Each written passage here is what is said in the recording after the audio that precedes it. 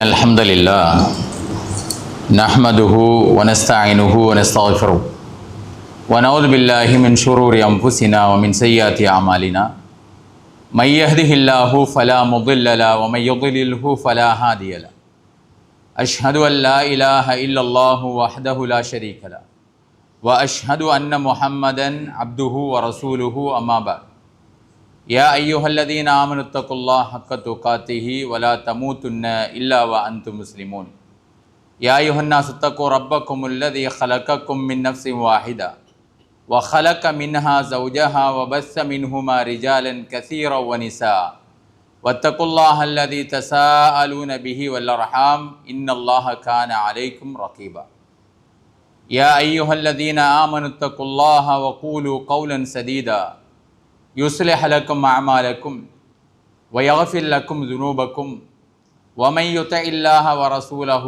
فقد فاز فوزا عظيما وقال نبينا صلى الله عليه وسلم فإن أصدق الحديث كتاب الله وأحسن الهدي هدي محمد صلى الله عليه وسلم وشر الأمور محدثاتها كل محدثة بدعة وكل بدعة ضلالة وكل ضلالة في النار أو كما قال عليه الصلاة والسلام أما بعد எல்லாம் அல்ல அல்லாஹுவை போற்றி புகழ்ந்ததன் பின்னால் அல்லாஹுடைய புறத்தில் இருந்து சலாமும் செலவாத்தும் அவன் அருமை தூதர் ஸல்லல்லாஹு அலைஹி வஸல்லம் அவர்கள் மீதிலும் அவர்களை பின்பற்றியவர்கள் தொடர்ந்தவர்கள் துயர்ந்தவர்கள் ஈமானோடு வாழ்ந்து கொண்டிருக்கின்ற எம் அனைவர்கள் மீதிலும் அல்லாஹுடைய அன்பும் அருளும் எங்களுடைய மர்மை வாழ்க்கை வரைக்கும் நீடித்து நிலைக்க வேண்டும் என்று பிரார்த்தனை செய்து கொண்டு அல்லாஹுடைய பேரல்லால் இந்த உலகத்தில் நாம் முஸ்லீம்களாக மூமின்களாக வாழ்ந்து கொண்டிருக்கிறோம். அன்பிற்கினிய ஈமானிய உறவுகளே, அல்லாஹ் ரப்புல் ஆலமீன் இந்த உலகத்தில் நாம் வாழுகின்ற போது எவைகள் எல்லாம் எங்களுடைய இந்த உலக வாழ்க்கைக்கு பிரயோசனமானதோ, இந்த உலக வாழ்க்கையில் நன்மைக்குரிய அமல்களாக இருக்குமோ, மறுமையின் விமோசனத்தை பெற்றுத்தருமோ, அப்படியான ஒவ்வொரு அமல்களையும் நல்ல காரியங்களையும் அல்லாஹும் அவனுடைய தூதரும் நமக்கு எடுத்து காட்டியிருக்கிறார்கள். அந்த வகையில் சில காரியங்கள் இருக்கிறது, அது இயற்கையாகவே ஒரு மனிதன், பகுத்தறிவுள்ள ஒரு மனிதன் அவைகளை கடைபிடித்து நடப்பது மனிதநேயம் அல்லது மனித பண்பாக இருந்தாலும் கூட, இஸ்லாம் அப்படியான சின்ன சின்ன விடயங்கள் மனித புத்திக்கு ஒவ்வொருவரும் யோசித்து நடக்க வேண்டிய பகுத்தறிவு சார்ந்த விடயங்களை கூட நீங்கள் முஸ்லீம்களாக இருந்து கொண்டு இதை கடைபிடியுங்கள், மூமின்களாக இருக்கின்றவர்கள் இந்த விடயத்தை ஒரு மார்க்க அம்சமாக நினைத்து கடைபிடியுங்கள், அதற்கு உங்களுக்கு மறுமையில் நன்மை இருக்கிறது என்ற அடிப்படையில் மனித சிந்தனைகளுக்கு உட்பட்ட ஒரு சராசரி பகுத்தறிவுள்ள ஒரு மனிதன் செய்யக்கூடிய பல காரியங்களை மார்க்கம் என்று சொல்கிறது. உதாரணமாக, பல் துலக்குவது என்பது பகுத்தறிவுள்ள ஒவ்வொருவருக்கும் என்னுடைய பற்களை சுத்தமாக வைத்து கொள்ள வேண்டும், என்னுடைய நகத்தை சுத்தமாக வைத்து கொள்ள வேண்டும், மேல்மிச்சமான உரோமங்களை சுத்தப்படுத்த வேண்டும் என்பதெல்லாம் பகுத்தறிவு சார்ந்த எல்லோரும் சொல்லக்கூடிய விடயம். எல்லா மதத்தில் உள்ளவர்களும் இதை செய்கிறார்களா இல்லையா? ஆனால் இஸ்லாம் என்ன சொல்கிறது? இது மார்க்கம் என்ற தலைப்புக்கு கீழே நன்மை தரக்கூடிய காரியமாக அல்லாஹ் இதை விரும்புகிறான், எனவே நீங்கள் மிஸ்வாக்கு செய்யுங்கள். மார்க்கத்தில் உள்ள ஒரு காரியம், எனவே நீங்கள் நகங்களை வெட்டுங்கள். மார்க்க அம்சம், எனவே உங்களுடைய உரோமங்களை நீங்கள் கத்தரியுங்கள் என்று இஸ்லாம் சொல்கிறதா இல்லையா? இது அடிப்படை சார்ந்த ஒரு புத்தி உள்ள ஒரு மனிதன் செய்யக்கூடிய சாதாரண விடயங்களையே மார்க்கம் என்று சொல்லுகின்ற ஒரே ஒரு, அது நன்மை என்று சொல்லுகிற ஒரே ஒரு மார்க்கம் இஸ்லாமிய மார்க்கம். அந்த வகையில் நாம் வாழுகின்ற இந்த உலகத்தில் எங்களை சூழ இருக்கின்ற, எங்களோடு இருக்கின்ற, நாம் இருக்கின்ற வீடு அல்லது நாம் இருக்கின்ற பகுதியை சுற்றி இருக்கக்கூடியவைகளை சூழல் என்று நாங்கள் சொல்கிறோம். சுற்றுச்சூழல், எங்களுடைய சுற்றுச்சூழல் என்பது எங்களுடைய வீட்டை அண்மித்து இருக்கக்கூடிய மலைகள், காடுகள், மரங்கள், நதிகள், இப்படி இருக்கக்கூடிய வயல்கள் அல்லது நிலங்கள் எல்லாம் எங்களுடைய சுற்றுச்சூழல்கள் என்று நாம் சொல்கிறோம். எங்களுடைய வீட்டை சுற்றி இருக்கக்கூடியவைகள், எங்களை சூழ்ந்து இருக்கக்கூடியவைகள். இந்த சுற்றுச்சூழல்களை எப்படி பார்க்க வேண்டும், அதை எப்படி சுத்தமாக வைக்க வேண்டும், ஒரு பகுத்தறிவுள்ள ஒரு இஸ்லாமியன் எப்படி அந்த விடயங்களை கூட நல்ல முறையிலே வைத்துக் கொள்வதனூடாக நன்மையை பெற முடியும் என்பதை வழிகாட்டுகிற மார்க்கமும் இஸ்லாமிய மார்க்கம் என்பதை நாம் புரிந்து கொள்ள வேண்டும். அன்பிற்குரிய சகோதரர்களே, எங்களுடைய சூழல் இஸ்லாத்தை பொறுத்தவரையில் பொதுவாக சுத்தம் சுகாதாரம் என்கின்ற விடயத்திற்கு ஒரு மிகப்பெரிய பெருமானத்தை கொடுக்கின்ற மார்க்கம் இஸ்லாமிய மார்க்கம். எந்த அளவிற்கு இஸ்லாம் சொல்லுகிறது என்றால், சுத்தம் என்பது ஈமானுடைய சரிபாதி என்பதை அடையாளப்படுத்துகின்ற செய்தியை நாம் எல்லோரும் புரிந்து வைத்திருக்கிறோம். அத்துஹூரு ஷத்ருல் ஈமான், சுத்தம் ஈமானின் சரிபாதி.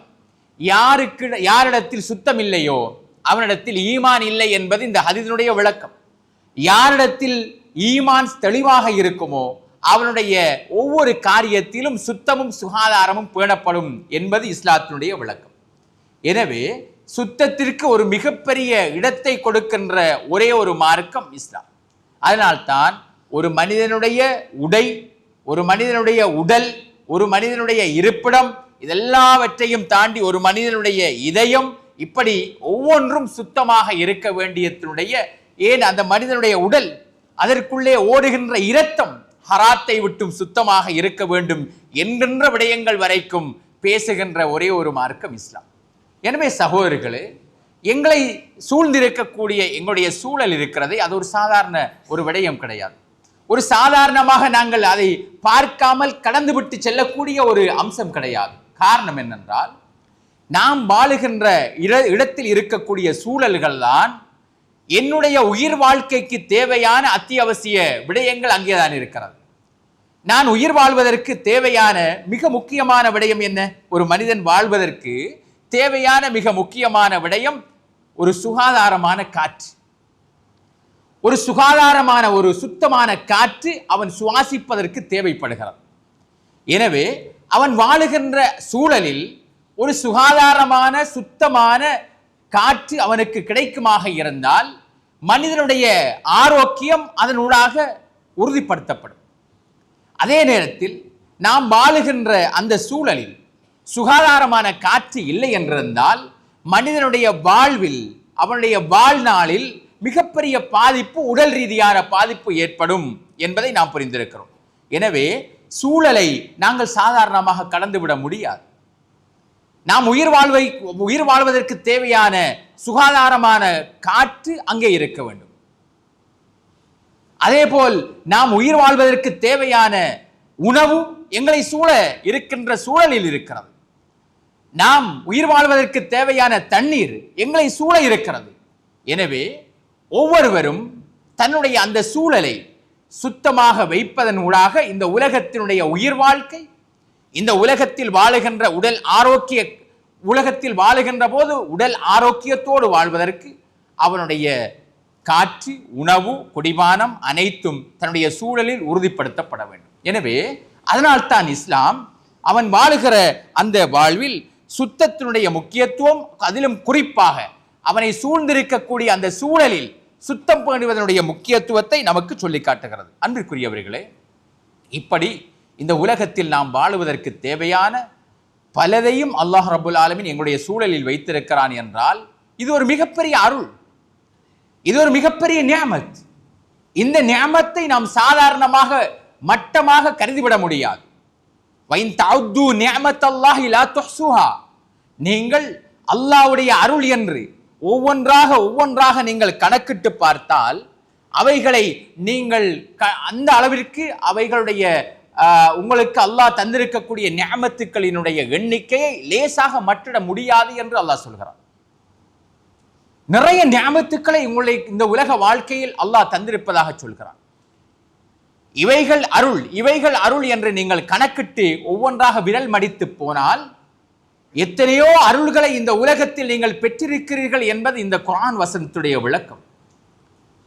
அந்த அருள்களில் ஒன்றுதான் எங்களை நாம் ஒரு இடத்தில் நாங்கள் இருக்கிறோம், எங்களை வளைத்து சுகாதாரமான ஒரு சூழல் இருக்கிறது, ஒரு ஆரோக்கியமான சூழல் இருக்கிறது, அழகான மலைகள், நதிகள், காடுகள், அதே போல நீர்வளங்கள் என்று அழகான காற்றுக்கள், இயற்கையோடு நிறைந்த ஒரு சூழலில் நான் வாழுகிறேன் என்றால் அது இறைவனுடைய மிகப்பெரிய அருள்.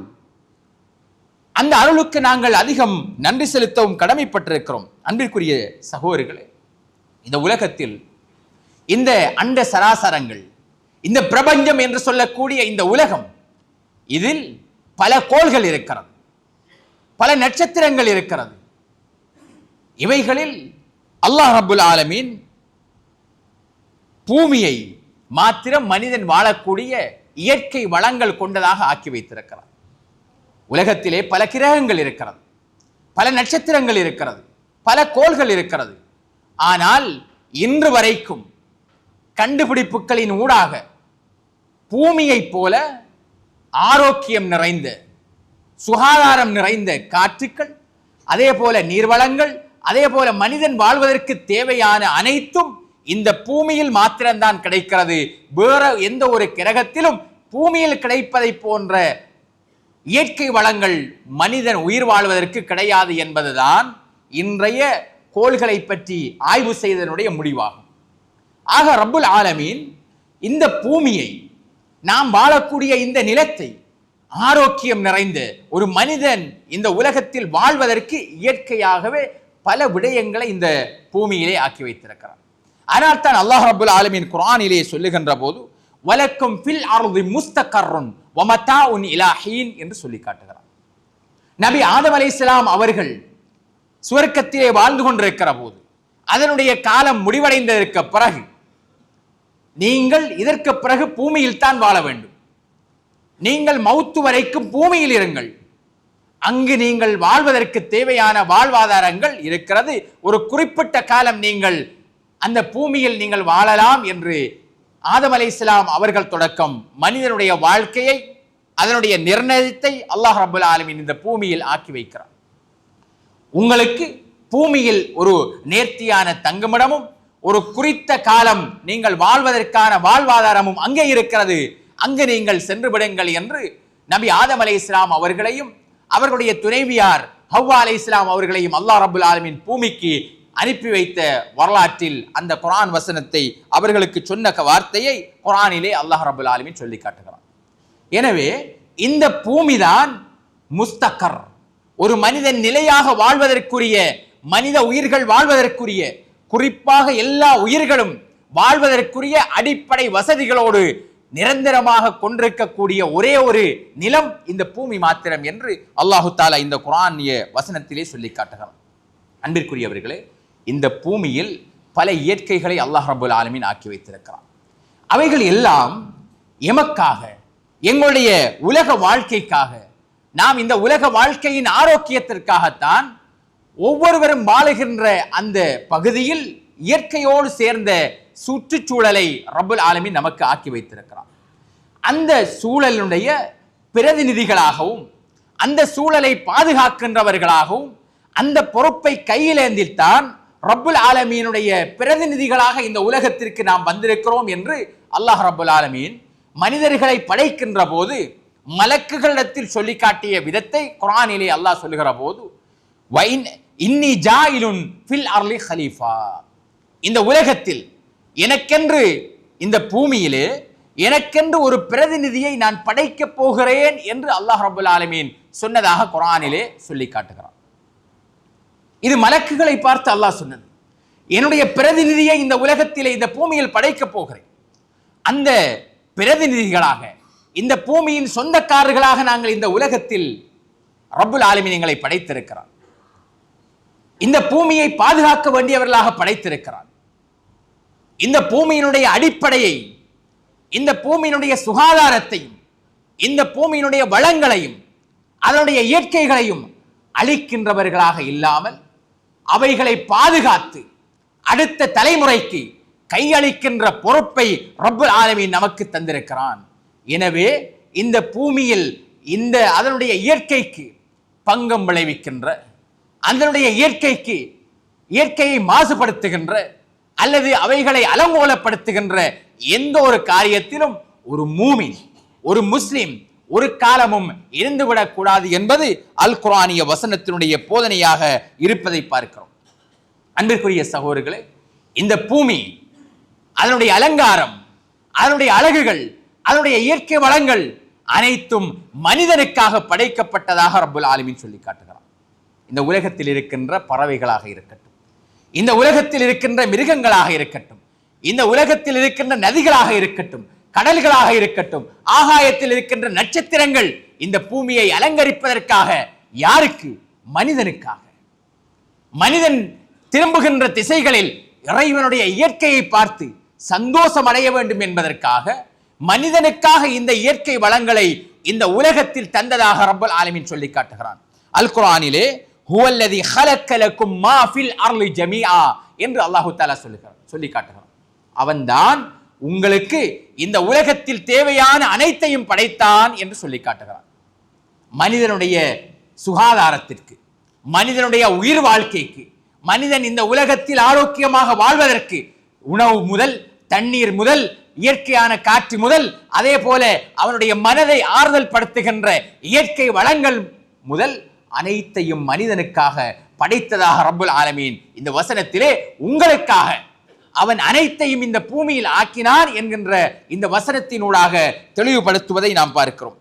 அன்பிற்குரியவர்களே, இப்படி இருக்கின்ற போது இந்த இயற்கை வளம் நிறைந்த இந்த உலகத்தை நாங்கள் எங்களுடைய செயல்பாடுகளின் ஊடாக ஒரு காலமும் அசிங்கப்படுத்திவிடக் கூடாது.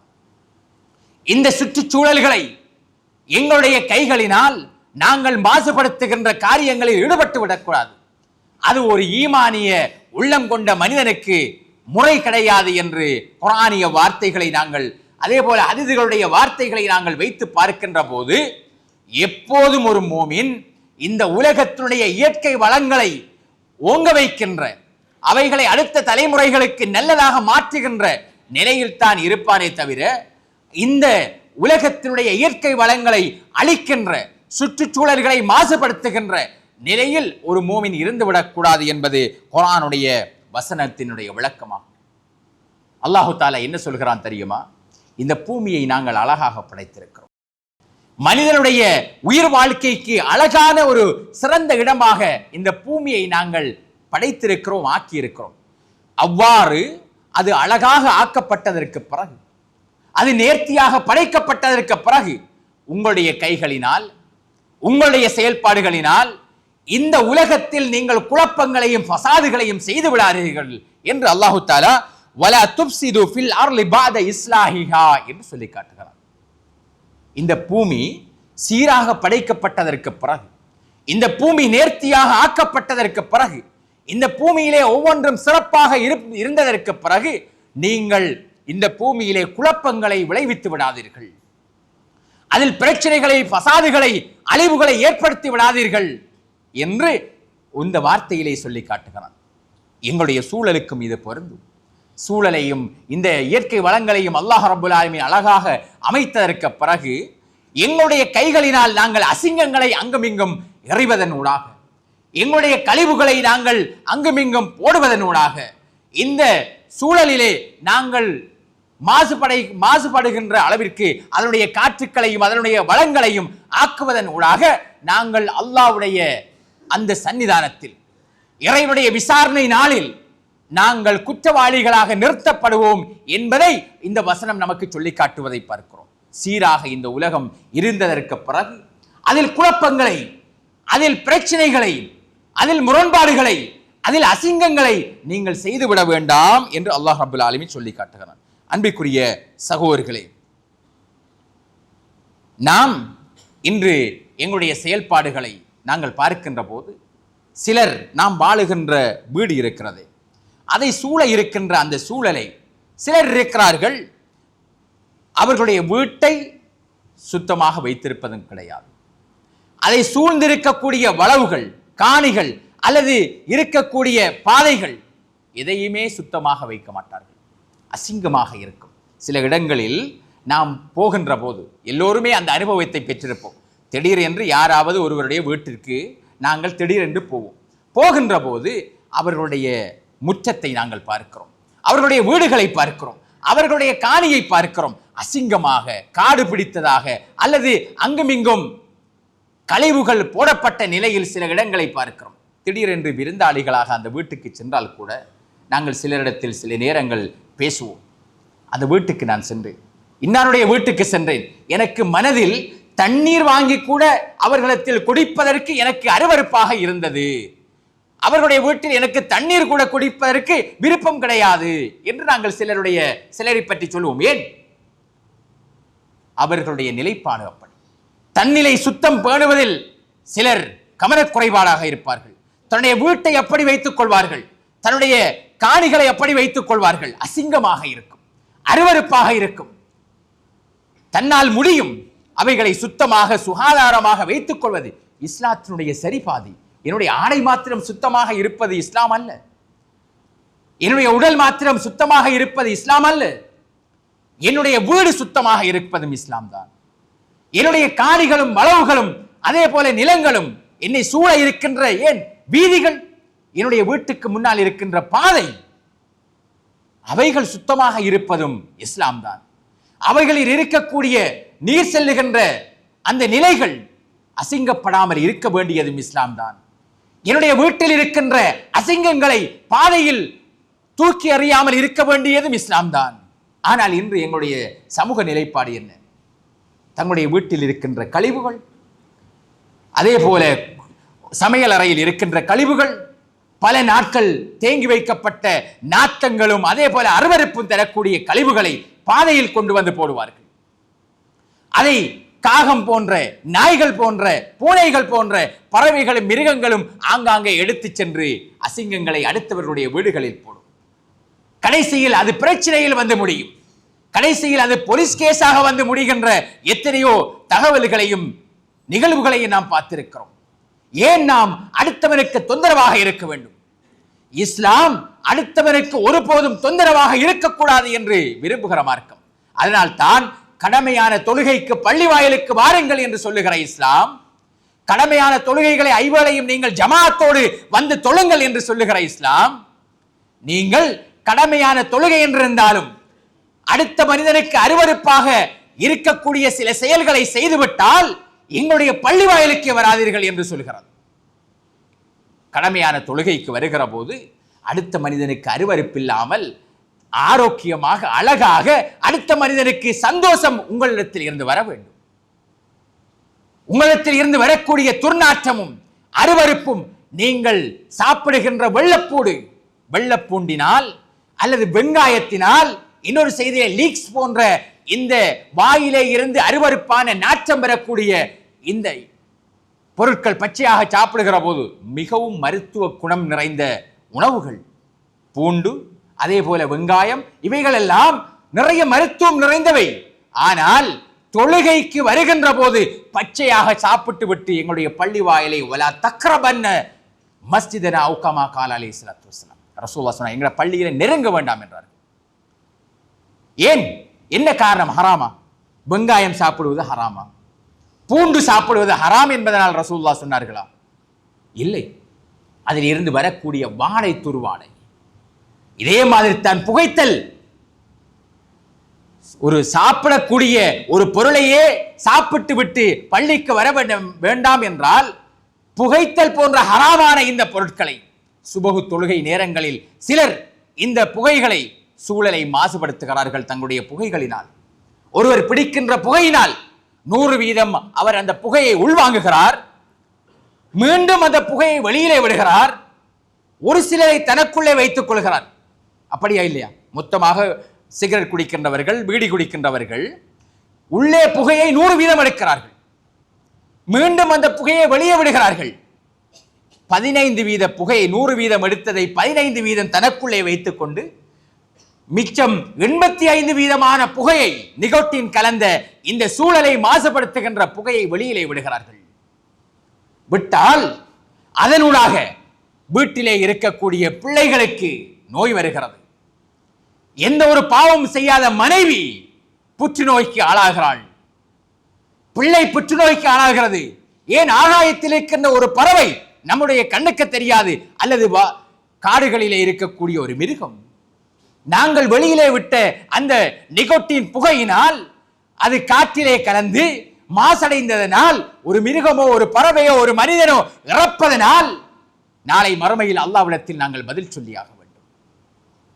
சாதாரணமாக நினைக்கிறோம். ஆகவே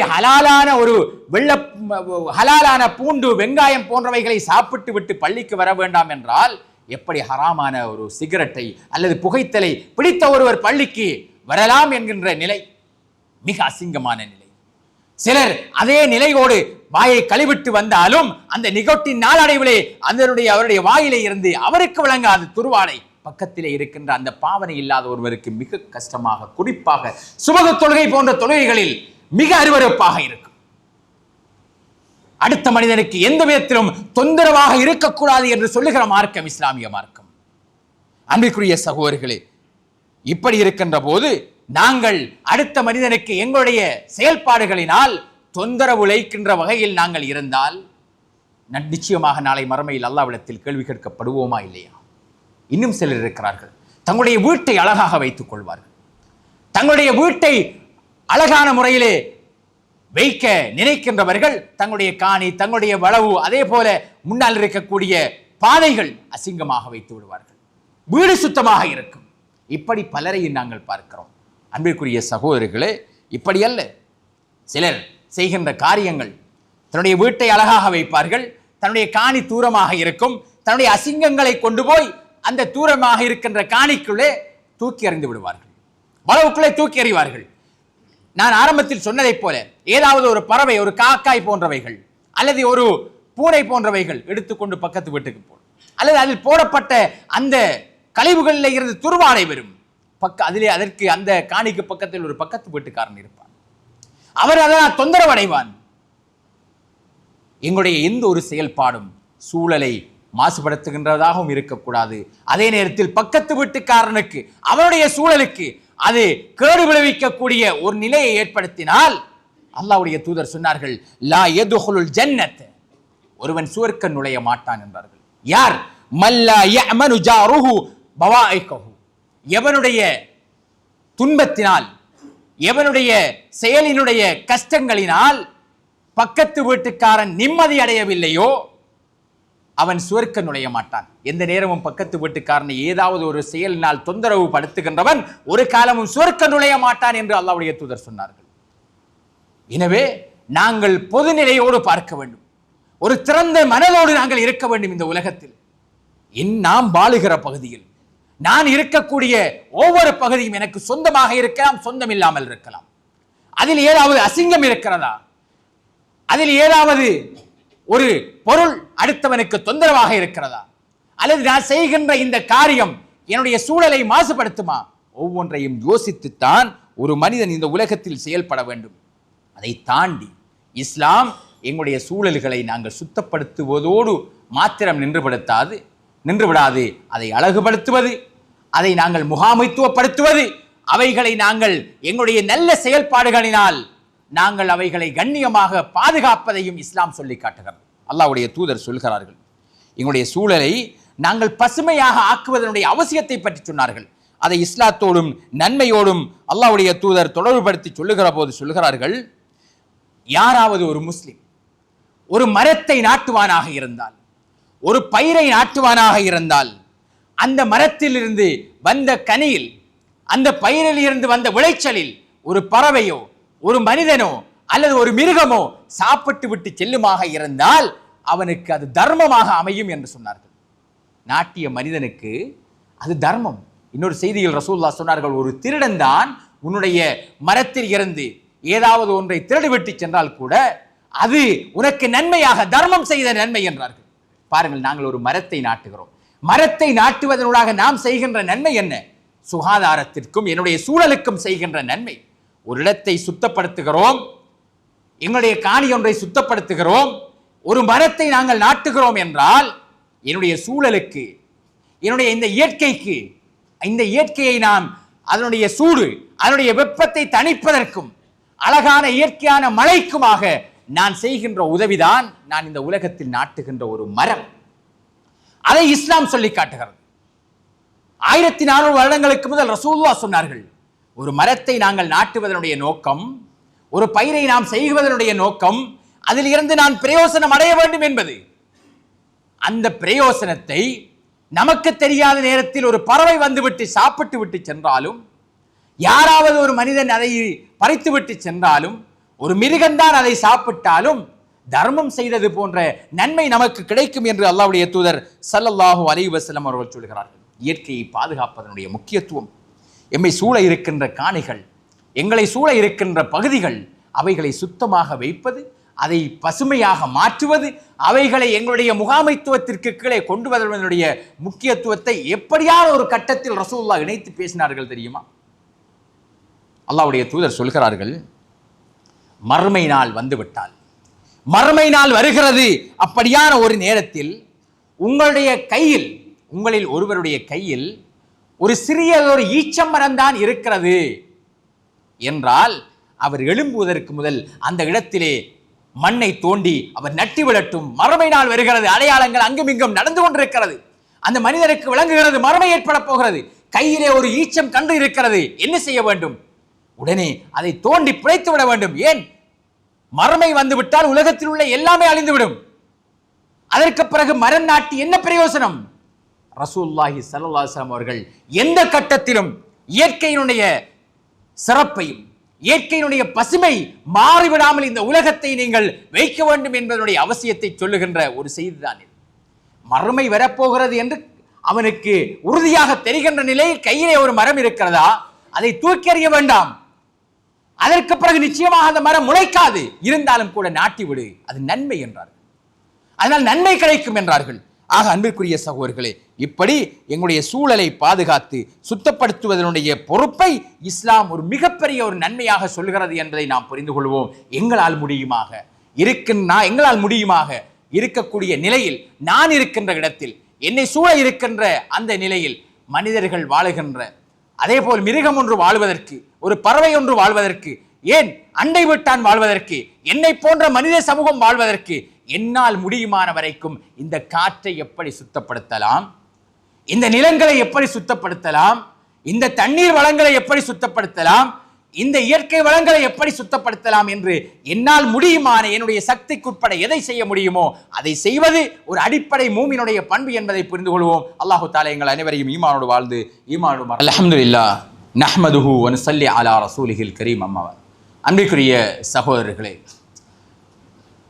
எங்களை சூழ இருக்கின்ற ஒரு இடம் இருக்கிறது. அது எனக்கு சொந்தமில்லை என்று இருந்தால் கூட ஒரு பொது இடம் இருக்கிறது என்று வைத்துக் கொள்வோம். ஒரு அரசாங்கத்திற்கு சொந்தமான, ஒரு பொது நிறுவனத்திற்கு சொந்தமான, அல்லது ஏதாவது இன்னொருவருக்கு சொந்தமான இடம் என்றால் கூட என்னால் முடியுமான அந்த அனுமதியை பெற்று என்னால் முடியுமாக அந்த இடத்திலே சில நேரங்களில் நாங்கள் வீசுகின்ற அல்லது காக்கை போன்ற பறவைகள் எங்காவது இருந்து கொண்டு வந்து போடுகின்ற டப்பாக்கள் அல்லது சுரட்டைகள் அல்லது அசிங்கங்கள் அப்படியே பராமரிப்பு இல்லாத ஒரு காணிக்குள்ளே கிடக்கும். மழை பெய்கின்ற காலத்தில் மழை பெய்து அதிலே டெங்கு போன்ற நுளம்புகள் அதிலே அந்த தண்ணி தேங்கி நின்ற தண்ணீரில் ஏற்படும்.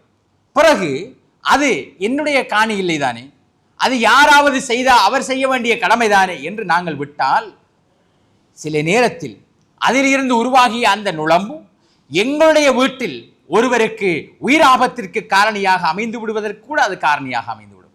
எனவே இந்த விடயங்களை ஒவ்வொருவரும் கருத்தில் கொண்டு எங்களை சூழ இருக்கின்ற இடங்கள் ஒவ்வொன்றையும் சுகாதாரமாக என்னுடைய கட்டுப்பாட்டிற்குள் எப்படி வைக்கலாமோ, என்னுடைய ஆளுமைக்குள் எப்படி வைக்கலாமோ அதை பேண வேண்டும். சில பாதைகளை பார்க்கிறோம், சில வீடுகளுக்கு முன்னால் பாதைகள் அசிங்கமாகவே இருக்கும். தன்னுடைய வீட்டு கழிவை வீட்டுக்குள்ளே இருக்கக்கூடிய ஒரு நிலத்தில் வெட்டி புதைப்பதோ அல்லது அதற்கென்று வருகின்ற வாகனங்களில் போட்டு அனுப்புவதோ வேறு. அப்படியும் செய்யாமல் அசிங்கங்களை கொண்டு வந்து பாதையில் வைப்பது.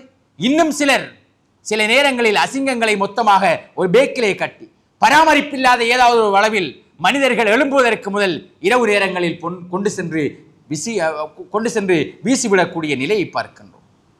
இது மிக அசிங்கமான நிலை, இது மிக பாவமான நிலை. மனிதர்கள் போகலாம், யார் இந்த அசிங்கத்தை போட்டது என்று ரப்புல் ஆலமீனுடைய கண்ணை நாம் மறைக்க முடியுமா? நாளை மறுமையில் அல்லாஹ் ரப்புல் ஆலமீன் எங்களிடத்தில் கேள்வி கேட்க மாட்டானா? அன்புக்குரிய சகோதரர்களே, பொது இடங்களாக இருந்தாலும் அதனுடைய சுகாதாரம் சரியாக இருக்க வேண்டும், எங்களால் முடியுமான வரைக்கும் பேணப்பட வேண்டும். அதனால் தான் அல்லாஹ்வுடைய தூதர் சொன்னார்கள், பாதை ஒன்றில் நீங்கள் செல்லுகின்ற போது எங்காவது ஒரு கல்லை கண்டால், ஒரு முள்ளை கண்டால் அதை எடுத்து அப்புறப்படுத்துங்கள், அது ஈமானின் குறைந்த படித்தரம் என்று சொன்னார்களே. இன்னொரு செய்தியில் சொன்னார்கள், ஒரு மனிதன் பாதையில் சென்று கொண்டிருக்கின்ற போது அந்த பாதையிலே முட்கள் நிறைந்த ஒரு கிளையை காணுகிறான்.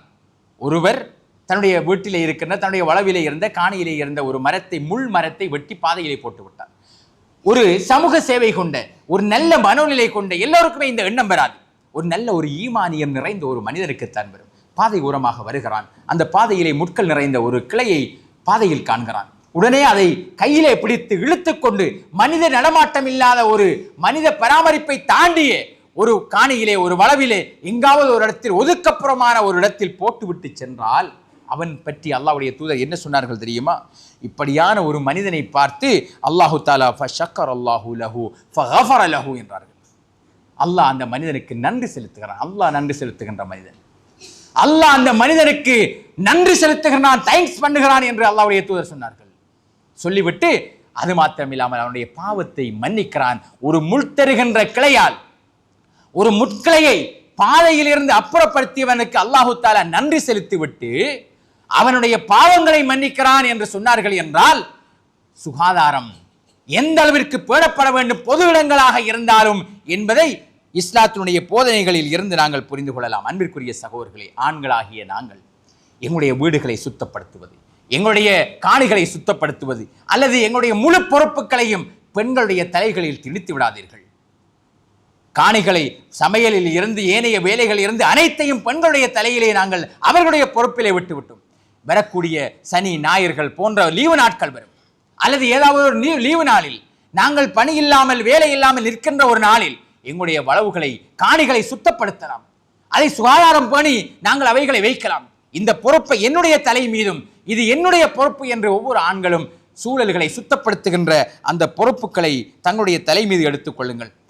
அல்லாஹ்வுடைய தூதருடைய காலத்தில் சூழல், சுகாதாரம் எந்த அளவிற்கு இயற்கை உள்ளதாக மாற்றப்பட வேண்டும், அவைகளில் நஜிசுகளோ அவைகளில் மாறுதல்களோ இருக்கக்கூடாது என்பதற்கு மஸ்ஜிது நபவிக்குள் கிராமப்புறத்து அரபி நடந்து கொண்ட ஒரு செய்தி நமக்கு எல்லோருக்கும் தெரியும்.